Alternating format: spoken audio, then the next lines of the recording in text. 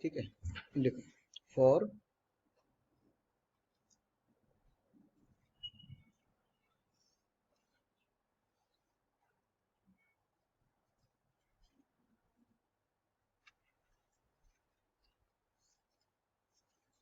To particle system.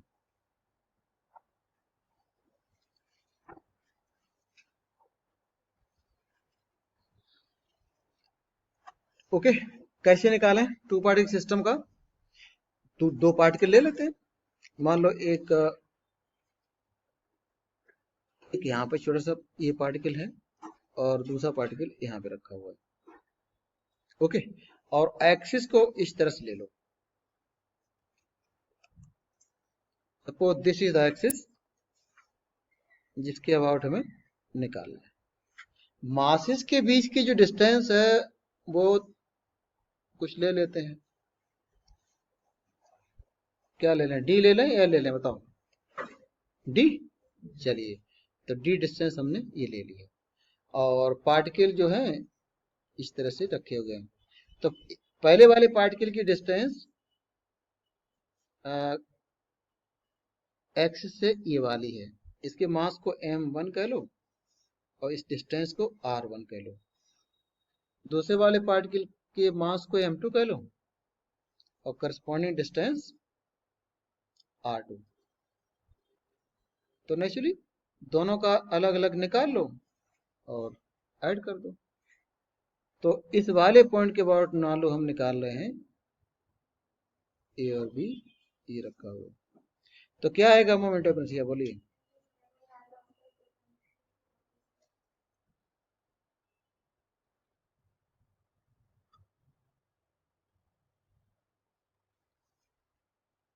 बस यही है। तो m1 m2 दिए होंगे, r1 r2 दिया होगा, तो आप वैल्यू पुट कर लेंगे, निकल आएगा।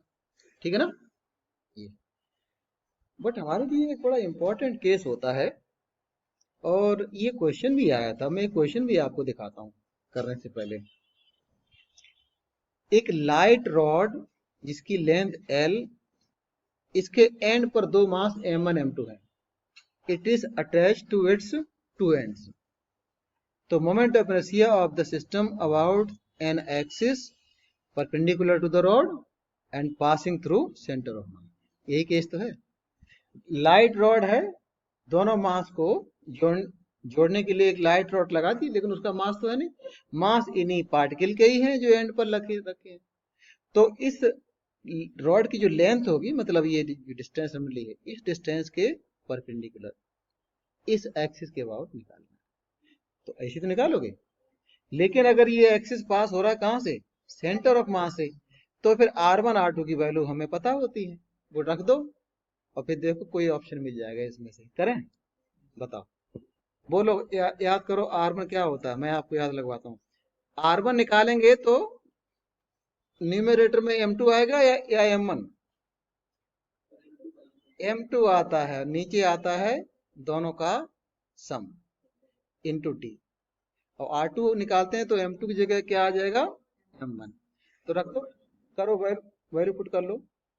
तो m1 को तो m1 ही रखो और r1 की ये वाली वैल्यू मैं यहीं से पिकअप कर लेता हूँ। यहाँ पे मैंने ली r1 की वैल्यू और इसका कर दिया स्क्वायर। उसके बाद m2 और r2 के लिए भी इतना ही करना होगा, बस यहाँ पर 1 हो जाएगा m1। तो ये r2 है, इसका स्क्वायर। इनमें कुछ कॉमन भी आ रहा है, जरा कॉमन क्या आ रहा है जरा बताओ? d आ रहा है, और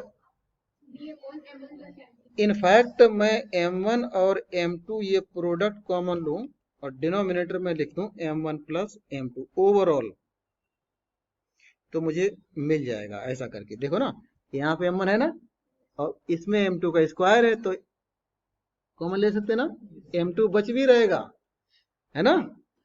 और डी स्क्वायर भी ले लो कॉमन, उसको इस साइड में बाहर दिखा दो, तो अंदर क्या बचेगा, m2 बचेगा और नीचे भी बचेगा, क्या बचेगा ये, हाँ, क्योंकि हमने एक ही तो बाहर निकाला है, तो एक तो बचा ही है अभी, ऐसे। ठीक है, थोड़ा स्पेस करना पड़ेगा। और दूसरा इसमें से स्क्वायर m1 का है तो m1 बचेगा यहाँ पे ना, डिनोमिनेटर में, यहाँ पर भी ये होगा। हाँ, ये तो 1 आ गया, ब्रैकेट तो 1 हो गया, दिख रहा है साफ साफ। तो फिर i की वैल्यू क्या हो जाएगी, यही होगी ना, ये इसको ये बचा, इसके अलावा क्या है, डी स्क्वायर बचा है। तो ये जो नीट में सवाल आया था उसमें डी को एल कहा था, जरा चेक है ना। तो आंसर कौन है इसमें, फर्स्ट मिल गया ना। हाँ, तो ये भी देखो नीट का सवाल है, मोमेंट ऑफ इनर्शिया पर भी सवाल आता है, ठीक है। तो क्यों ना इसको वही सिंबल क्या यूज करते हैं हम लोग। हाँ, बड़ा लिखने का तरीका बड़ा कंफर्टेबल हो जाएगा अगर इसको ऐसे लिख लो, म्यू डी स्क्वायर। तो आपने देखा सेंटर मास बड़ी अजीब वाला इंपॉर्टेंट पॉइंट है ना, जहां भी सेंटर मास आता है वहां पर किसी न किसी तरीके से मासेस कुछ इस फॉर्म में दिख ही जाते हैं वो। खैर, तो 2 पार्टिकल सिस्टम का तो आपने कर लिया, इसी तरीके से 3 पार्टिकल 4 पार्टिकल सिस्टम का कर लेंगे ना। मैं एक एग्जांपल आपके लिए छोड़ दूं, चलो इसका तो आपने कर लिया, और एक मैं आपको दूंगा, आप खुद करना। मान लो ये स्क्वायर है ना, और आपको निकालना है इसका मोमेंट ऑफ इनर्शिया एक ऐसे एक्सिस के अबाउट जो पास हो रहा है स्क्वायर की एक साइड से, ऐसे इस साइड से पास हो रहा है, इसके अबाउट निकालना है। क्लियर है, ये मैं एग्जांपल दे रहा हूं ऐसे फॉर्म पर, प्रैक्टिस के लिए कर लेना। इसमें एक जो मास है वो यहीं पर रखा हुआ है, दूसरा वाला मास इस वर्टेक्स पे रखा है, तीसरा यहाँ पर और चौथा यहाँ पर, और हर एक मास मान लो बराबर है, ये भी m है, ये भी m है, ये भी m और ये भी m। बोला clear. Side length of square क्या लोगे, l ले लें, ईच लेंथ इज l, ठीक है। तो find moment of inertia about this axis, मान लो अपना वर्टेक्स स्क्वायर के ऐसे लिख लें ABCD करके। तो आपको निकालना है कौन सा मोमेंट ऑफ इनर्शिया, जो AD एक्सिस के अबाउट होगा ना। एक हिंट दे दूं, इस एक्सिस से इस मास की डिस्टेंस क्या होगी, इसकी भी, लेकिन इस मास की डिस्टेंस क्या होगी, इसकी, तो इनका मोमेंटम इनर्शिया 0 हो जाएगा, खाली यही दोनों का आएगा। कर लेंगे ना, ठीक है, करना है इसको। देखो हेडिंग, इनफैक्ट मैंने शायद इसमें बनाया हुआ है, इसमें ये एग्जाम्पल है ना, और एग्जाम्पल से पहले मैं यहाँ पर एक पेज ऐड करूंगा जिसमें आपको सब बताऊंगा। लिखो, मोमेंट ऑफ इनर्शिया, शॉर्ट में मैं लिख रहा हूं MOI, for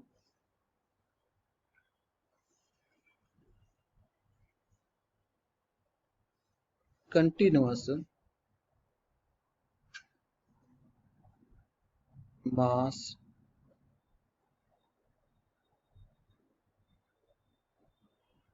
distribution.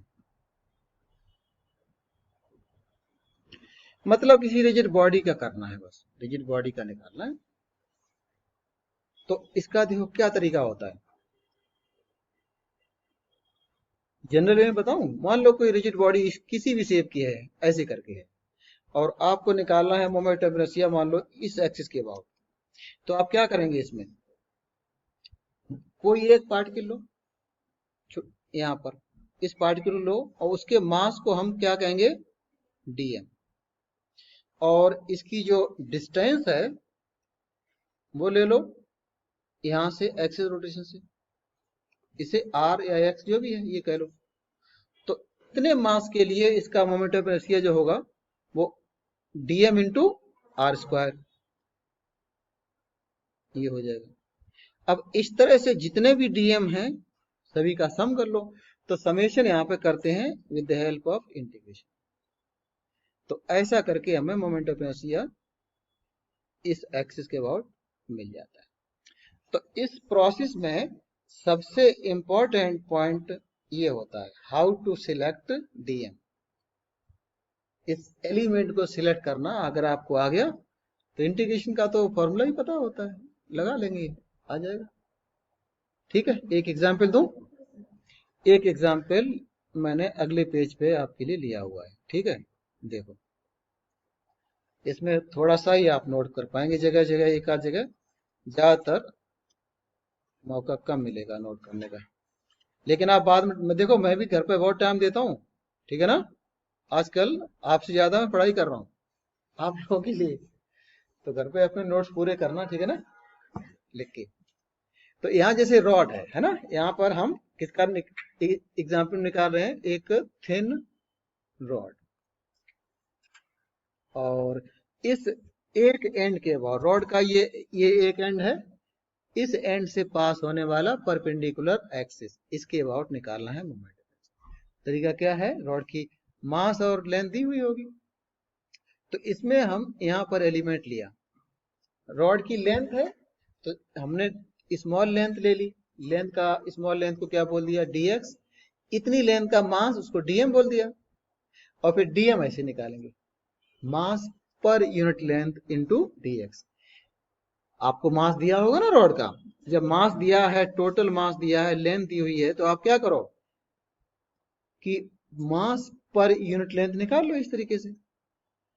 L length का मास कितना है m, तो यूनिट लेंथ का कितना होगा m अपॉन एल, तो यूनिट लेंथ का जो मास है ये है, उसको लैम्डा बोल दिया, और यूनिट लेंथ का मास अगर लैम्डा है तो dx लेंथ का कितना हो जाएगा, लैम्डा टू, तो वही ऐसे हम dm निकाले, और ये dm आप यहाँ पे रख दो, ठीक है, एक्स स्क्वायर डीएम में डीएम की जगह क्या रख दिया आपने, यहां मैंने कुछ जल्दी कर दी, यहाँ पे थोड़ा मिटा दूं, मैंने क्या किया था, एक्स स्क्वायर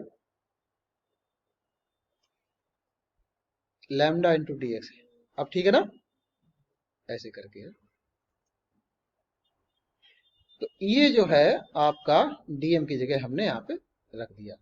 अब लैम्डा अगर कांस्टेंट है तो उसको बाहर ले सकते हैं, है ना। तो इसमें अगर ये यूनिफॉर्म रॉड है,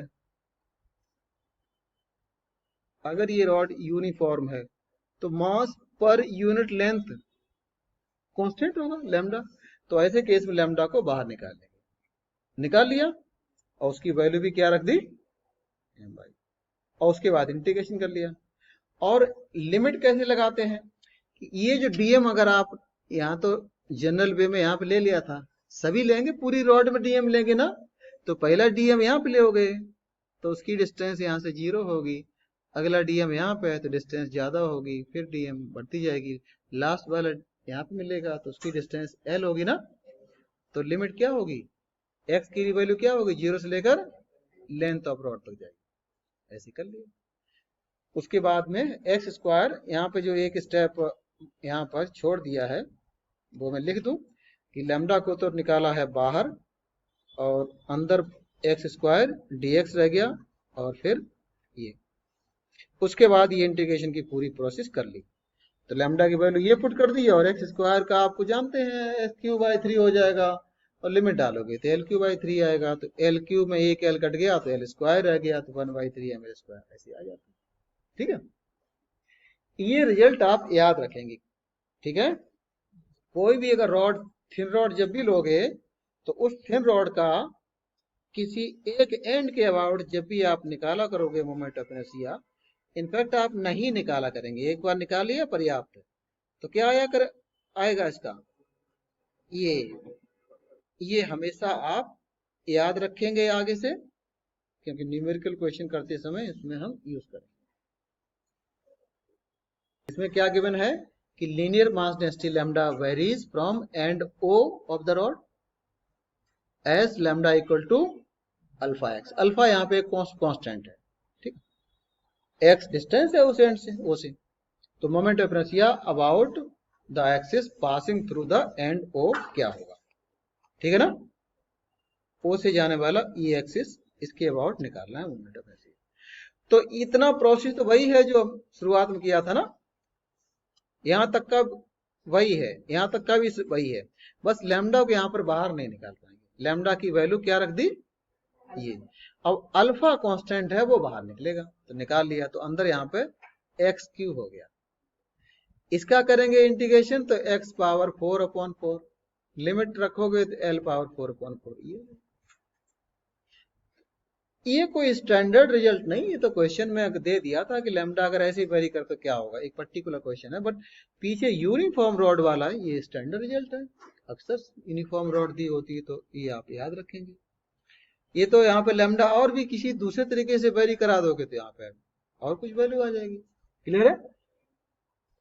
तो हम लोग इंटीग्रेशन को बहुत मिनिमल यूज करते हैं, ठीक है, ज्यादातर जो रिजल्ट हैं उनको यूज कर लेते हैं, और कैसे करेंगे उसके बारे में हम आगे बात करेंगे। ठीक है, देखो जैसा कि मैं कह रहा था, मोमेंट ऑफ इनर्शिया केवल मास पर नहीं बल्कि इस पर भी डिपेंड करता है कि एक्सिस कहां से पास हो रहा है ना।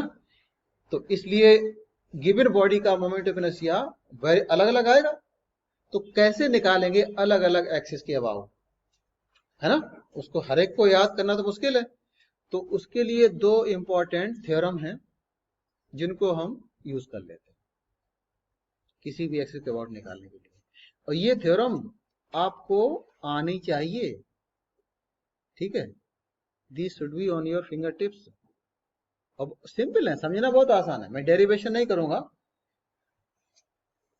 पहली थ्योरम है जिसको कहते हैं पैरेलल एक्सिस थ्योरम, मैंने शॉर्ट में लिख दिया, अभी तो लिखना चाहिए, आप भी लिख लो ऐसे, पैरेलल, है ना। तो नाम क्यों है, क्योंकि इसमें दो पैरेलल एक्सिस हैं, ये जो एक्सिस है ना दोनों पैरेलल है।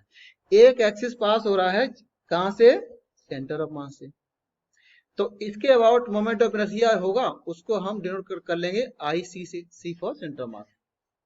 और इसी के पैरेलल कोई भी रैंडमली आप एक्सिस ले लो जिसके पैरेलल हो डी डिस्टेंस पर, तो इसके अबाउट आई निकालना हो तो खाली आई सी में क्या ऐड कर दो, एम डी स्क्वायर। ये है पैरेलल एक्सिस थ्योरम। ठीक है, इसको अगर हम यूज करके एक्सिस जो जिसके अबाउट निकालना है वो अगर पैरेलल है तो निकालेंगे। यहाँ पर एक पॉइंट और नोटिस कर रहे होगे कि अगर आपके पास आई है पता तो आप आई सी निकाल लोगे, आई माइनस एम डी स्क्वायर करके। तो पहले एग्जाम्पल भाई करूंगा, ये देखो हमें रिजल्ट पता है, अब इस रिजल्ट को यूज करके एक पेज यहां पर बढ़ा रहा हूं, उसमें बताता हूं। मैंने यहां पर दिखा दिया, मेरा इसमें क्वेश्चन है कि आप सेंटर ऑफ मास, मतलब रॉड का जो सेंटर है वहीं सेंटर वहीं होगा ना सेंटर मास, तो सेंटर ऑफ मास से जाने वाला एक्सिस,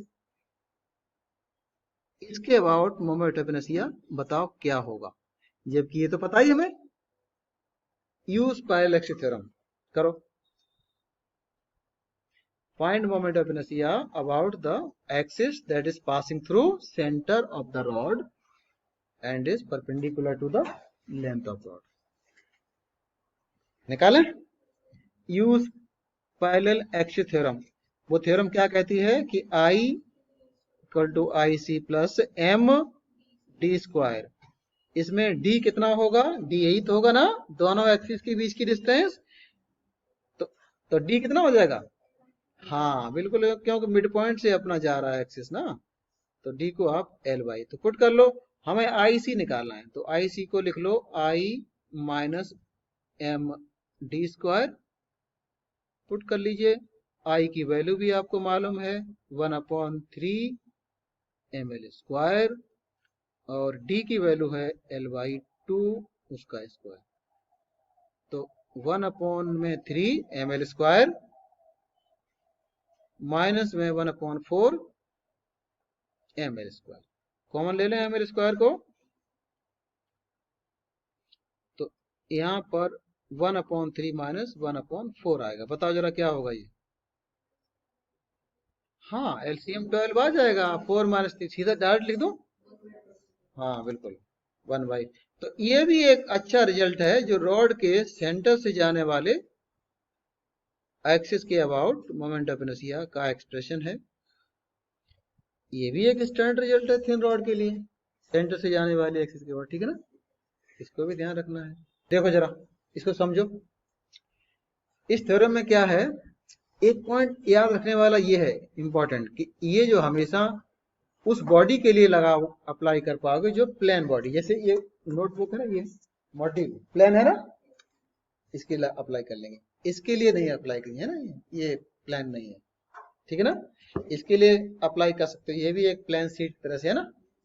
लेकिन अगर आप अप्लाई करना चाहो किसके लिए, जैसे ये स्पेक्स के लिए, इसके लिए अप्लाई करो, इसको घुमा दो, मोमेंटम से निकालो कितना होगा, ये तो प्लेन बॉडी नहीं है, यू कैन नॉट फाइंड, ठीक है ना।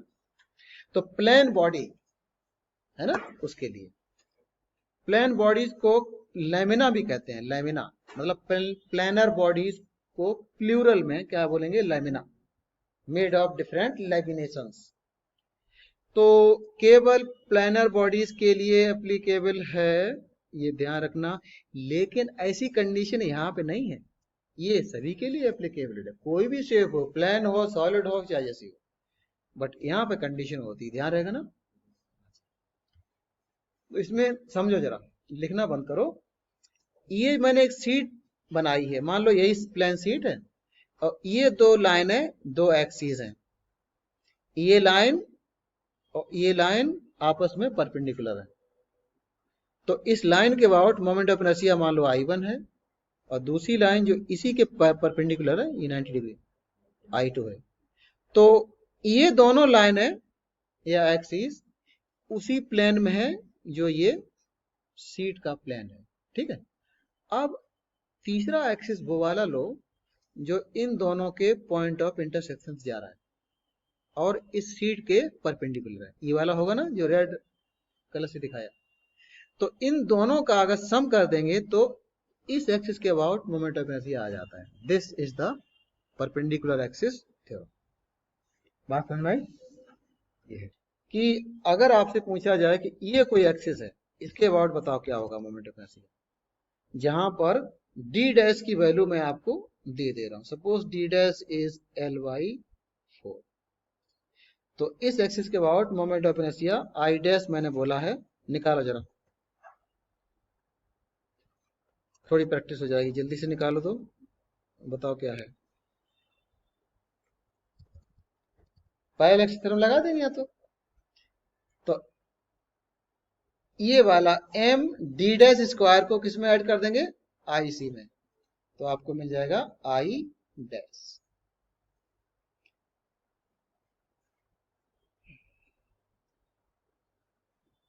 डी डैश का स्क्वायर, तो IC आपको पता है 1/12 होता ना, और यहाँ पे डी डैश आपका Ly4 है, उसका स्क्वायर, तो यहाँ 16 आ जाएगा, 16 और 12 का एलसीएम क्या होगा, 48 होगा, बोलो। तो 12 4 जा होते हैं और 16 3 जा होते हैं 48, तो 7 में 48।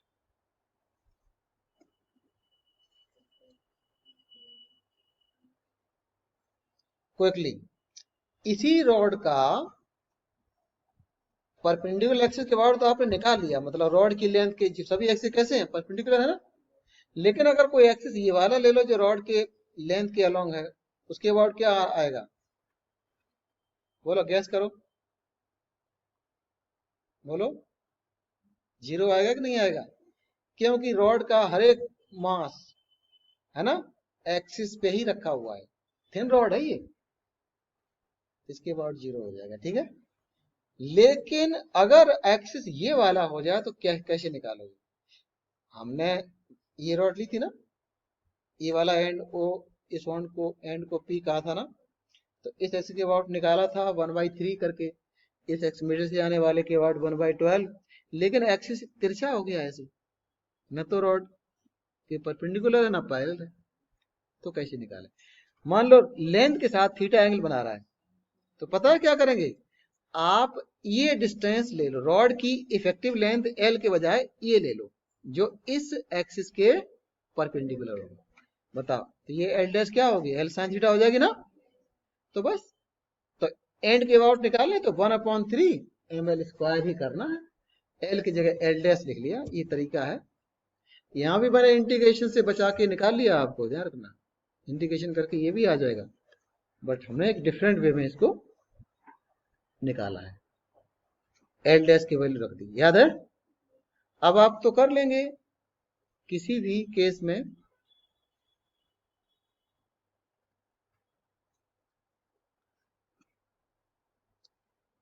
जैसे ये m और इसकी लेंथ l है, और आपको मैं एक एक्सिस ऐसे दे रहा हूं जो कि एंड से पास हो रहा है और एंगल बना रहा है 45, तो इस एक्सिस के अबाउट मोमेंट ऑफ इनर्शिया अगर आपको निकालना है, बोलो क्या होगा। तो 1/3 ml² sin² 45, तो क्या आ जाएगा 45 sin² करेंगे तो 1/2, तो 1/2 तो 1/6 हो गया ना, कर लेंगे। ये देखो ये रॉड है, मास m लेंथ l, दिख रहा है ना, और ये एक्सिस, ये लाइन बनाई मैंने सेंटर से जाने वाली, और यहां से जाने वाला एक्सिस ये है, ये वाला एक्सिस यहां पर इस प्लेन के परपेंडिकुलर है। एक्चुअली प्लेन ऑफ पेपर में कोई एक्सिस अगर बनाओगे ऐसे सब बना लोगे, है ना, पूरी की पूरी लाइन प्लेन में ही है, मैं भी बना रहा हूं ना, लेकिन अगर मैं बनाऊं इसके परपेंडिकुलर ऐसे तो बना ही नहीं पाऊंगा। आप अपने हवा में पेन को लाओ, बनाओ बनाओ, बन जाएगा, इंक ही नहीं काम करेगी, एयर में इंक लिखेगी नहीं, है ना।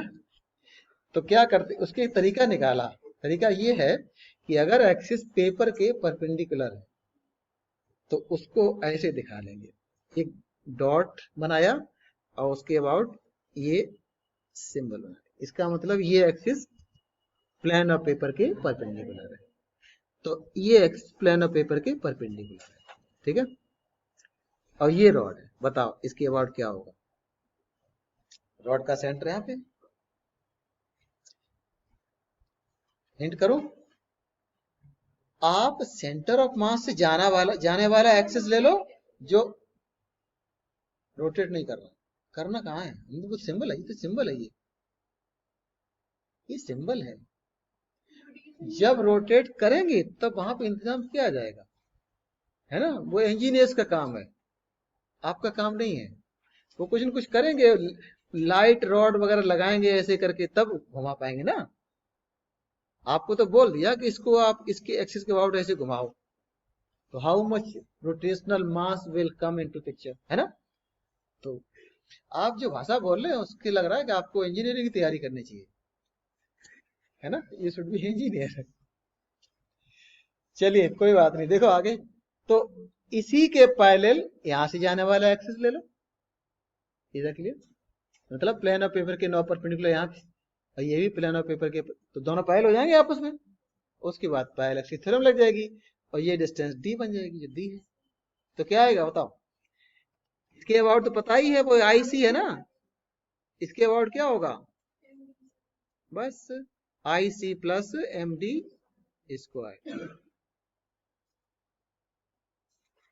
तो अब डी की वैल्यू कुछ आपको दे दी जाए, मान लो, है ना, कुछ दे दें,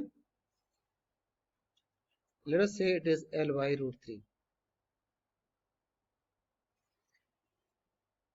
कुछ ऐसे कुछ है, तो आई सी आपको पता है, स्मॉल एम ले रहे हैं ना मास के यहाँ पे ना, स्मॉल एम से ही कर लो डिनोट,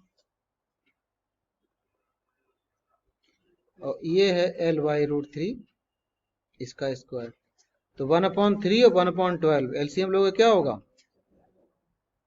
1 + 3 मतलब वहां 4 आ जाएगा, एलसीएम, हाँ 5/12, सही किया, बस। तो इस तरह के आप कर लिया करेंगे, ठीक है। अब ये वाला आपको ऐसे होमवर्क आपके लिए छोड़ूंगा। अच्छा अभी करो, मैं चाहूंगा अभी करो। यहाँ पर 4 रॉड हैं, चारों आइडेंटिकल हैं, हर एक की मास m और लेंथ l है, और 4 रॉड को मिला के क्या बना दिया, स्क्वायर। आप सबसे पहले आई डैश पता करो, जो कौन सा एक्सिस है, साइड BC के अलोंग वाला ये एक्सिस, इसके अबाउट निकालो, और अलग अलग रॉड का करो, निकालो। पहले इसी रॉड का निकाल लो जो पैरेलल है, 1 कह दो। फिर आप इस वाली रॉड का निकालना जो CD है, फिर AD रॉड का निकालना, 3rd कह लो, फिर AB रॉड का निकालना, 4 कह लो। तो जब आप आई डैश निकालोगे तो क्या आएगा,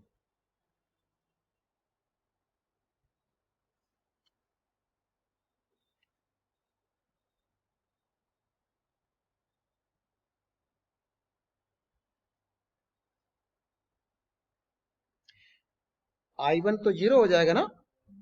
मैं एक बार लिख देता हूं इसको, तीनों रॉड, चारों रॉडों का अगर आप निकालेंगे तो कुछ ऐसे, I1 तो 0 होगा क्योंकि रॉड के अलोंग ही एक्सिस है, तो distance of any particle is 0 from axis, तो I1 हो गया 0। I2 जब निकालोगे तो इस रॉड के लिए तो ये वाला एक्स एंड से जा रहा है, तो इस वाली रॉड के लिए क्या होगा, इस वाले एक्सिस के बाद बोलो 1/3। अरे ये रिजल्ट तो पता हमें ना, अभी सबसे पहले इसी ड्राइव किया था। एक गिवन रॉड का उसके एंड से जाने वाले एक्सिस के अबाउट 1/3 अभी तो निकाला था। अब I3 कितना होगा, I3 और इंपॉर्टेंट है, जरा देखो, मैं अलग से बताऊं। I3 यहां बना लो और एक्सिस को यहां बना लो। अब ये एक्सिस यहां पर है, ध्यान से देखो, इस एक्सिस के अबाउट इसका निकालना है। अब इसको ऐसे सोचना पड़ेगा कि अगर मैं कोई भी पार्ट मास ले लूं, बहुत थोड़ा सा, इस रॉड का जरा सा मास यहां पर ले लूं, ये तो एक्सिस से कितना दूर होगा,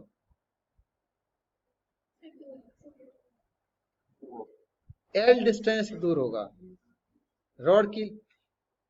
ये वाली रॉड यहां से कितनी दूर है, लेंथ के बराबर, ये लेंथ हर एक की रॉड की लेंथ सेम है, तो इसकी डिस्टेंस यहां से L के बराबर होगी, तो ये L आएगा। इसी तरीके से और कहीं पर कुछ मास कंसीडर करो, तो वो भी मास कितना दूर होगा, L। और कहीं भी मास करो कंसीडर, तो वो भी कितना दूर होगा, L। तो इस रॉड का हर एक मास, हर एक DM कितना दूर है, L डिस्टेंस। तो जब इंटीग्रेशन करोगे तो L स्क्वायर DM का जब आप इंटीग्रेशन करोगे ना, तो L स्क्वायर तो आ जाएगा बाहर, इंटीग्रेशन साइन में DM बचेगा, और DM का मतलब टोटल मास, तो क्या रहेगा, ml स्क्वायर। कभी अगर ऐसा मिले कि पूरा का पूरा रॉड का मास सेम डिस्टेंस पर है, तो वो एक तरह से पार्टिकल की तरह से मान सकते हो, mr स्क्वायर ml स्क्वायर कर लेंगे ना। तो इस वाला जो I3 है, बहुत इंपॉर्टेंट केस निकल के आया है, कभी इस तरह का आ जाए, ml स्क्वायर वो दिखा भी दिया। और लास्ट में I4 का बताओ, कौन बताएगा I4 का, इस एक्सिस के अबाउट, यही होगा ना। इस रॉड की जो सिचुएशन है भाई इस रॉड की है, तो ये भी 1/3 हो गया। हम थोड़े एडवांस लेवल पे आ गए ऐसे सवाल। तो कितने आ गए, 2/3 और 1, 2/3 + 1 कितना होगा, 1/3 ml स्क्वायर, दो बार ऐड करके ये हो गया ना, और 1 ml स्क्वायर और जोड़ दिया, तो फाइनल आंसर क्या आएगा, 5/3 आएगा।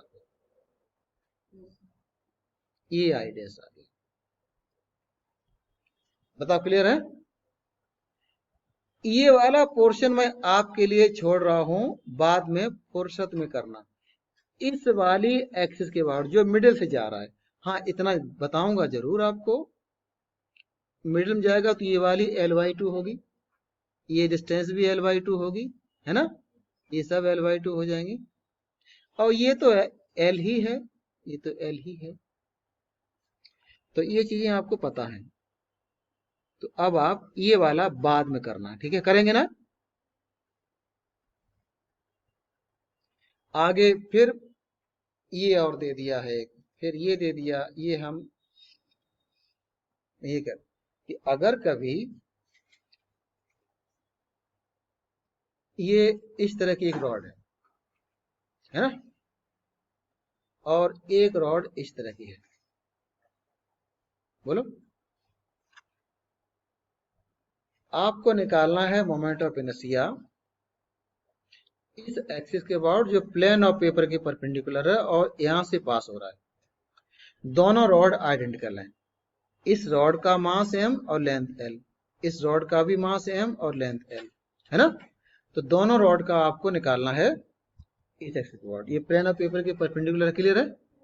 तो आप इस रॉड को 1 कह दो और इसको 2 कह लो और आप शुरू हो जाओ, एक रॉड का निकालो। आप देखो rod, call that rod 2, rod 1 का निकालो, केवल रॉड 1 को देखो और इसके बाद इस एक्सिस के अबाउट निकालो जो उसके एंड से पास हो रहा है ना और लेंथ के परपेंडिकुलर है। तो बताओ क्या होगा, आया समझ में। और इसी तरह दूसरी वाली रॉड का निकालोगे, कितना आएगा, यही आएगा ना। हाँ, तो अलग अलग करके आप एक टेक 1 एट ए टाइम, फिर दिक्कत नहीं होती है। इसके लिए थोड़ा अलग कर देंगे, एक्सिस तो वही है ना, बाद में दोनों मिले तो इसका भी वही आ जाएगा। अब बताओ, आसान लगा। अब कंबाइन कर दो तो दोनों को ऐड कर देना, ठीक है, ऐसे आ जाएगा। तो इसका मोमेंट ऑफ इनर्शिया रिक्वायर्ड क्या होगा, 2/3 ml। इसको समझो, मान लो ये रॉड है, थोड़ी थिक, हाँ थिन ही रखो। अभी तो रॉड नहीं, अभी तो वायर है, ये थिन वायर है।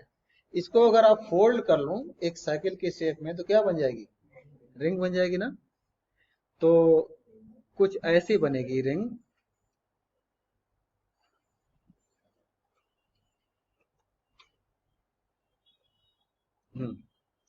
फोल्ड किया, इस तरह की रिंग बन गई। अब इस रिंग का मोमेंट ऑफ इनर्शिया निकालना है इसके एक्सिस ऑफ सिमेट्री के अबाउट। एक्सिस ऑफ सिमेट्री का मतलब क्या होता है जरा समझो। रिंग का ये होता है इसके सेंटर से जाने वाला और रिंग के प्लेन के परपेंडिकुलर। रिंग के प्लेन के परपेंडिकुलर तो प्लेन ऑफ पेपर के भी परपेंडिकुलर होगा ना। तो इसके अबाउट निकालना है मोमेंट ऑफ इनर्शिया, ठीक है। मान लो रिंग का मास है m और इसकी रेडियस है r, ठीक है ना। कोई बताओगे इसका क्या होगा। इस रिंग का कोई भी छोटा एलिमेंट ले लोगे, कितना दूर होगा यहाँ से, r। तो अभी थोड़ी देर पहले निकाला था ना, आपको दिखा रहा था मैं, बिल्कुल वही केस आएगा। यहाँ बता रहा था ना, हर एक मास सेम डिस्टेंस पे है, तो ऐसे ही करोगे ना, तो dm का इंडिकेशन m रह जाएगा। तो यहाँ r² आता रहेगा, है ना। क्या आएगा, इसमें भी mr² आ जाएगा। आसान हो गया ना। तो इसको याद कर लो, ये थिन रिंग बॉडी का नाम, और ये हम निकाल ले about its axis of symmetry.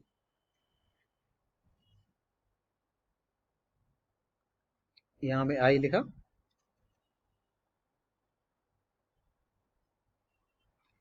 बोला क्लियर, सिंपल।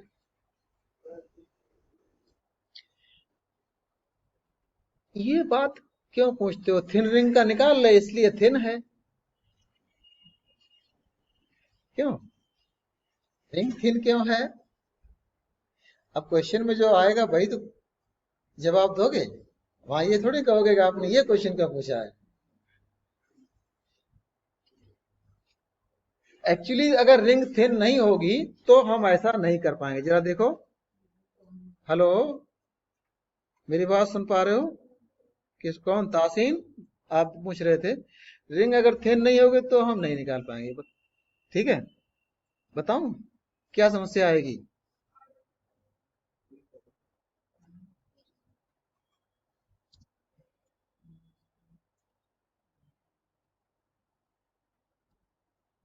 ये ले ली,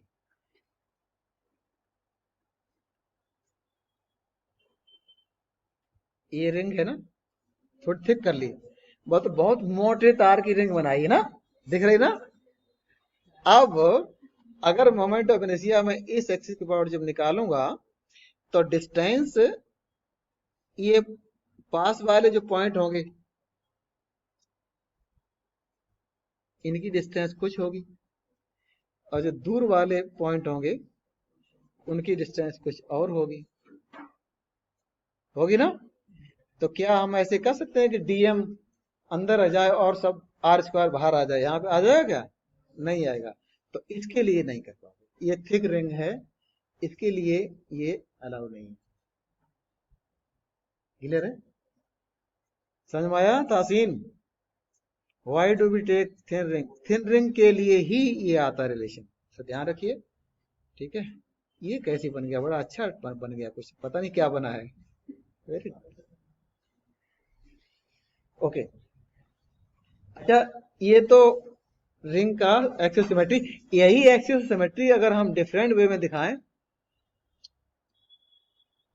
इसको मैं थोड़ा पतला कर लूं, नहीं तो ये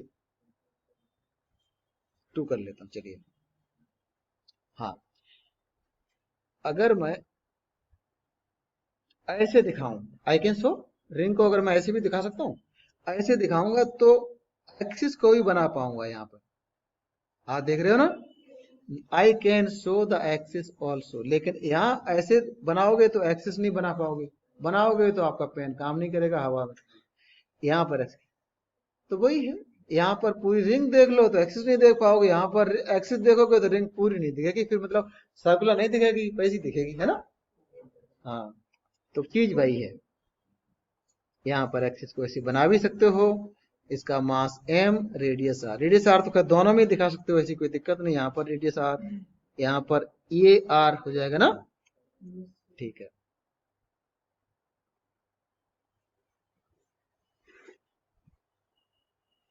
ओके। अब सवाल ये है, इसी रिंग का मोमेंट ऑफ इनर्शिया मान लो निकालना है, लेकिन एक्सिस आपका दूसरा है, डायामीटर। अगर मैं ये लाइन बनाऊं तो ये क्या होगी, डायामीटर होगा ना। तो डायामीटर के अबाउट बताओ क्या होगा। यहां पर परपेंडिकुलर एक्सिस थ्योरम का यूज कैसे करेंगे ये आपको मैं समझाऊंगा।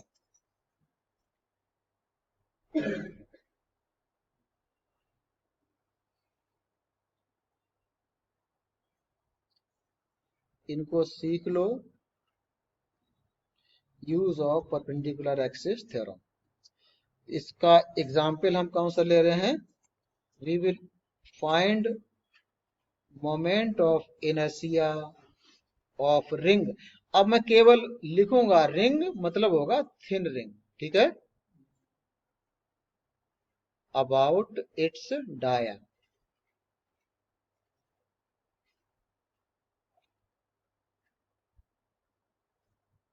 ये मान लो हमें निकालना है, हम क्या यूज करेंगे, परपेंडिकुलर एक्सिस थ्योरम। कैसे करेंगे सीखो। हमें दो एक्सिस चाहिए जो प्लेन में हो बॉडी के, और दोनों आपस में परपेंडिकुलर हो, तो पहला तो डायमीटर बना ही लिया, क्या फर्क पड़ता है, एक और डायमीटर बना लो, परपेंडिकुलर बना लो। अब डायमीटर, डायमीटर कोई भी डायमीटर एक जैसा ही होगा, तो इसके अबाउट मोमेंट ऑफ इनर्शिया को अगर मैं I1 लिखूं और इसके अबाउट मोमेंट ऑफ इनर्शिया को I2 लिखूं, तो यहाँ इस पर्टिकुलर केस में I1 I2 बराबर होंगे, दोनों सभी डायमीटर सिमेट्रिक हैं, सिमिलर हैं। इसको आई डी कर, डी फॉर डाया लिख लें, आइडा। तो भाई अब ये जो एक्सिस होगा, दोनों एक्सिस के परपेंडिकुलर यहां से जाने वाला एक्सिस, ये जो हम बना नहीं पाएंगे, ये जो था जिसकी हम बात कर रहे थे, ये वाला, तो इसके अबाउट मोमेंट ऑफ इनर्शिया कैसे निकलेगा, I1 प्लस I2। तो इसके about moment of inertia I हमने लिखा था, तो by using theorem of perpendicular axis I की जगह पर आप mr² रख दो क्योंकि पता है, और I1 की जगह पर I डाया d लिख लो, I2 की जगह पर भी I डाया मतलब ID लिख लो। तो 2ID कितना आ गया, mr²। तो ID क्या हो जाएगा फिर, बिल्कुल सही। अब इसको याद रखना, ठीक है, इसको आपको याद रखना है।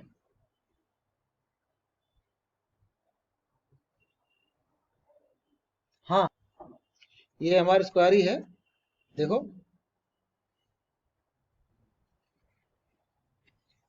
ओके, तो ये हमारा आ गया। टाइम बड़ी जल्दी निकल जाता है, समस्या ये है। तो कोई बात नहीं, आपको परपेंडिकुलर एक्सिस थ्योरम यूज करनी भी आ गई है, ऐसे कर लिया करेंगे। अब अब मैं एक सवाल दे रहा हूं, देखता हूं कौन अपना दिमाग यूज करता है। कुछ लोग दिमाग को बचा के रखते हैं?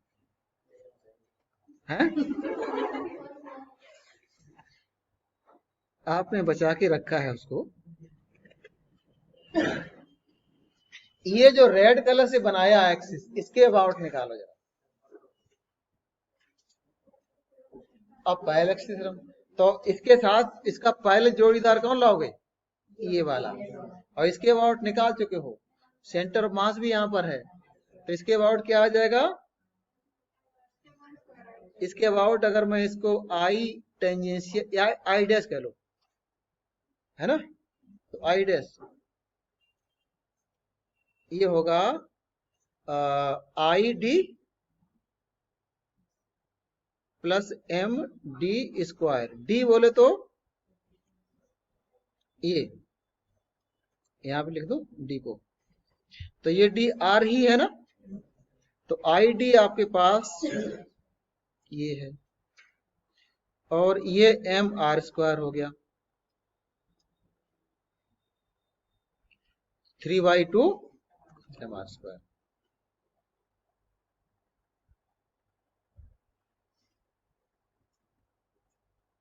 तो ये तरीका होता है, किसी भी एक्सिस के अबाउट आप निकाल सकते हो, ठीक है।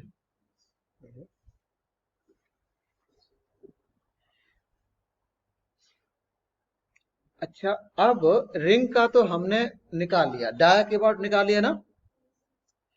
एक सवाल लास्ट में बता जरा करके मुझे, अगर मैं रिंग आपको जो दे रहा हूं उसका आधा करूं, थिन बन रही है, इसको थिन करो, ये रिंग है ना, और इस रिंग का आधा हिस्सा मैं हटाऊंगा,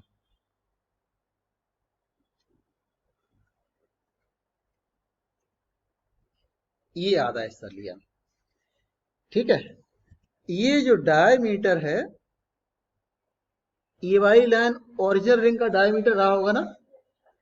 अब इस आधी रिंग का इसी एक्सिस के अबाउट मोमेंट ऑफ इनर्शिया क्या होगा, ये निकालना है, ये मेरा सवाल है। इनफैक्ट यहां पर हम क्या कर रहे हैं, मोमेंट ऑफ इनर्शिया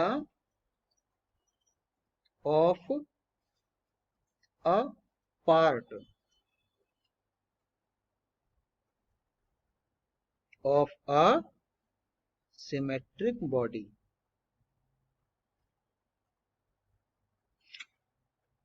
ये एक टाइप के सवाल हुआ करते हैं, तो इसलिए मैं हेडिंग के फॉर्म में इसको लिख दिया। पता है इसका तरीका बताऊं, तरीका सुनो, अब लिखना बाद में बंद कर लो। इसका सिंपल तरीका है कि आप तब तक नहीं निकाल पाओगे जब तक रिंग पूरी ना करो, क्योंकि रिंग का डायमीटर के अबाउट पता है आपको, ये तो रिंग है ही नहीं। तो आप ऐसा ही एक पीस उठा के और लाओ, ठीक है, रिंग को कर लो पूरा, पूरा कर लो, फिर तो आप निकालोगे ना। तो ऐसा ही पीस उठा के लाए, मैं खैर आपको दिखा सकता हूं अपने, ये है, ये रहा, ठीक है, रिंग बन गई कंप्लीट, है ना। अच्छा सुनो, जब सवाल दिया होगा तो इसी आधे पीस का ही मास दिया होगा, ये ध्यान रखना, और इसी का रेडियस भी दिया होगा। तो जब आपने ऐसा ही आधा पीस और ले आए तो आप मास भी तो डबल कर लिए हो, हालांकि रिंग पूरी होगी, मास भी डबल हो गया। तो अब इसके अबाउट मोमेंट ऑफ इनर्शिया जब निकालोगे तो डाया वाला फॉर्मूला लगा लेंगे, half into mass into R square, ये करेंगे ना। लेकिन ये तो पूरी रिंग का आया, ये तो पूरी रिंग का आया ना, हमें तो आधे हिस्से का ही निकालना था ना। तो बाद में इसी को 2 से डिवाइड करेंगे, ये फंडा होता है। तो मास आप समझ गए होंगे ना। हाँ हाँ, मुझे पता है 2m हो जाएगा, धैर्य रखो थोड़ा। तो ये 2 कट गया ना, आप सही कह रहे, 2 से 2 कट गया, तो फाइनली क्या आंसर आएगा, यही आ जाएगा। इसमें बच्चे गलती क्या करते हैं कि 4 कर देते हैं, और ये ध्यान नहीं रखते हैं कि आपने 2 टुकड़े जोड़े तो मास भी डबल कर दिया, ठीक है ना। ये वाला सवाल करो, नीट में आया था, ये यही सवाल है। हाँ, रेडियस इसमें जरूर नहीं दी है, रेडियस देने का, रेडियस को उन्होंने इनडायरेक्ट वे में दिया है। इन्होंने क्या कहा कि तार था एल लंबाई का और इसको फोल्ड करके रिंग बनाई, आधी रिंग बनाई।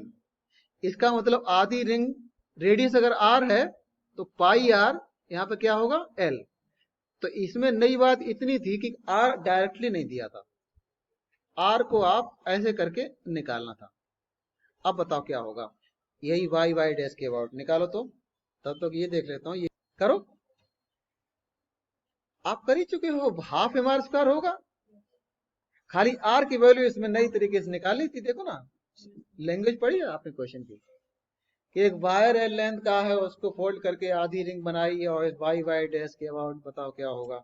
तो आंसर क्या होगा, 1 में 2m इंटू आर बोले तो यहाँ पे ये रख देंगे, तो 4 का आंसर, नीचे 2 पाई स्क्वायर। आपके मॉड्यूल में नीट में कुछ सवाल आए हो, उसमें इस टाइप के एक आध होंगे, उनको देखना, ठीक है। तो चलो इतना ही रखेंगे आज के लिए, और जितना ही हम लोगों ने डिस्कस किया